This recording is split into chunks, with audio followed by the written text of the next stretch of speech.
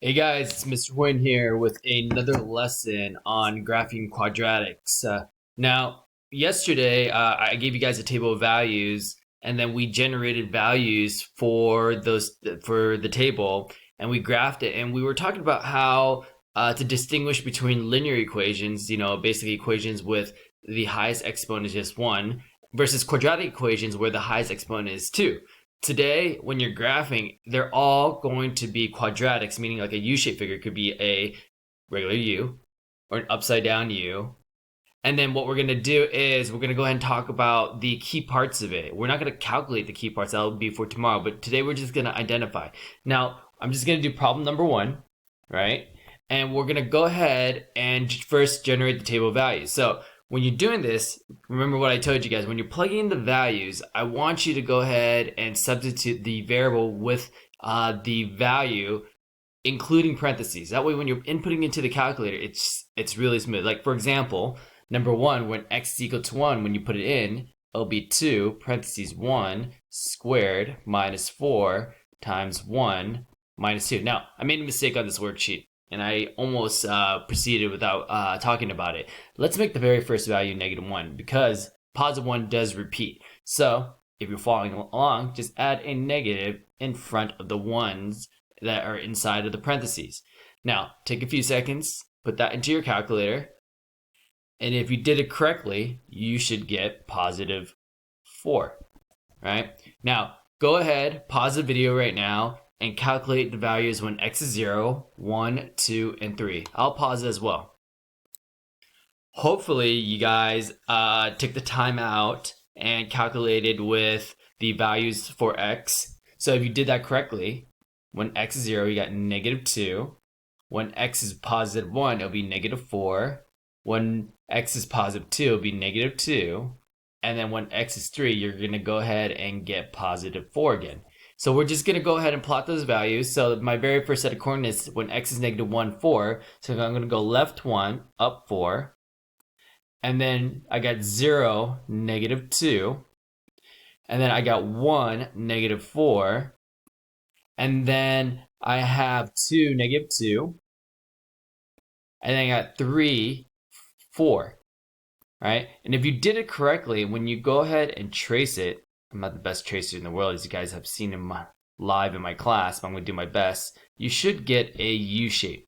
Now, if you get something that looks like this, or like a weird bird or anything like that, you're probably inputting the values incorrectly. So if the highest exponent is 2, you should get a U shape, a nice pretty U shape, or an upside down U. All right, now we went through the first part of the lesson that was very similar to yesterday. Now we got to talk about the key points, right? First, we need to identify if it has a minimum or maximum. So I'm going to do some notes on the side. You know if it's a minimum, right? There's a minimum value if you have a perfectly U-shaped, right? That means there is a minimum right over here. It has a max if you have like a mountain shape, right? So this would have a max. Now comparing the sketching to what we just talked about in the notes on the right side, this figure has a minimum right over here. That's your minimum. So that's the very first part. Now I'm adding on to the directions that's on the actual worksheet. I want you guys to practice finding a couple other things. We need to talk about finding the vertex. Well, where the minimum is at is where the vertex is going to be at.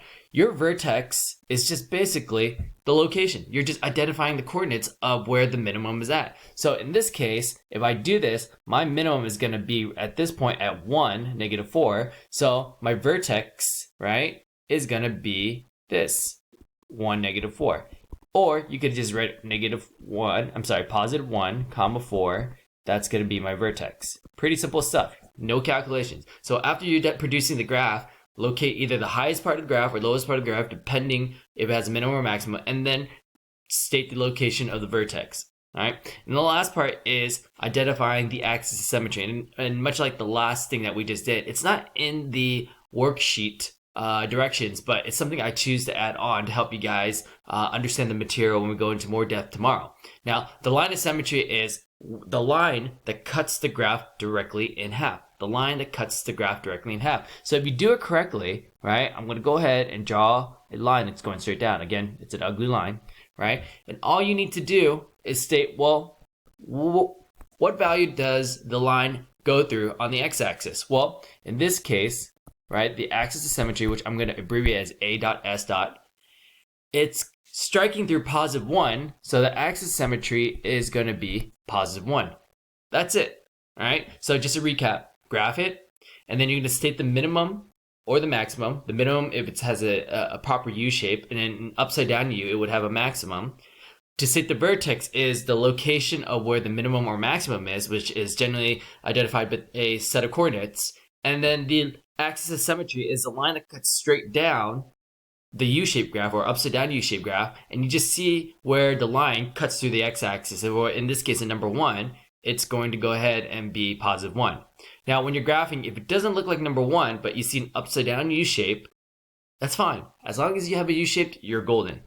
All right, guys, today's lesson is going to be, I believe, 1 through 17 odd, and you're skipping problems number 11 and 13. So make sure you guys write that down carefully. You're not doing all of it. We're going to split it into 2 days, so that way you have a review for the quiz this Friday. All right, take care. Stay safe, guys.